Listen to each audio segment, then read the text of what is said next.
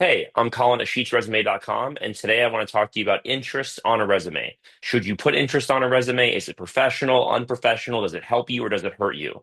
At sheetsresume.com, we recommend that every single resume that we make has interest on it. And there's three core reasons for this. Number one, it forces the screener to see you as a human being and not just another faceless resume on a stack of 1,000.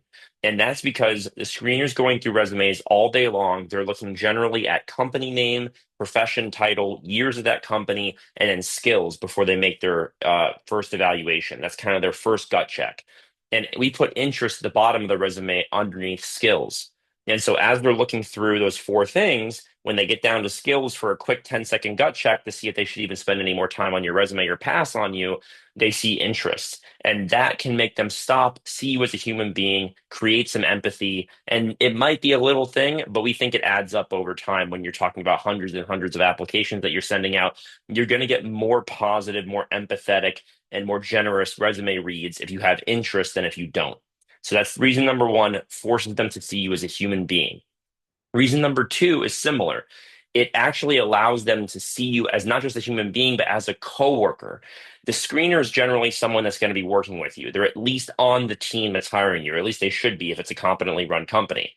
They're a hiring manager, they're a CEO, they're your coworker, your colleague. And so this is somebody that's going to spend, 40 hours a week with you as time goes on. That's thousands of hours per year. And if it's over the course of years, this person could spend a third of their life with you over the next 5 or 10 years.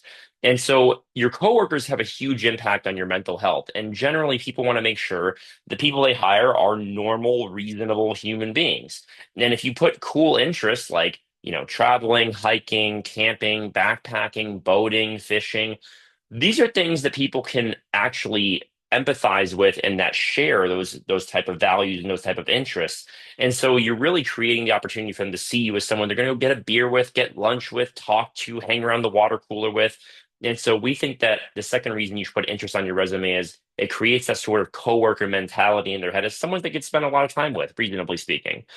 And then the third reason is for the interview, it allows them to have easy icebreakers at the ready when they pull your resume up. Generally speaking, right before the interview, they're going to read through your resume. They're going to double check and remember your dates, your company names, your titles, what you've worked on as they prepare their questions. And they're going to see your interest on your resume.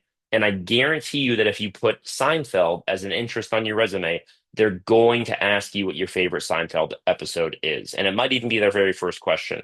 And it's just an awesome icebreaker to allow them to say, hey, like, I saw on your resume that you like going camping. Where have you camped? Have you been out to Utah? Have you been to Moab? These are really awesome ways to just establish a rapport with somebody in an interview. And it makes the whole conversation go way easier, way smoother instead of just opening up cold with like, tell me about your current job, tell me your current position. It allows them to transition into the conversation.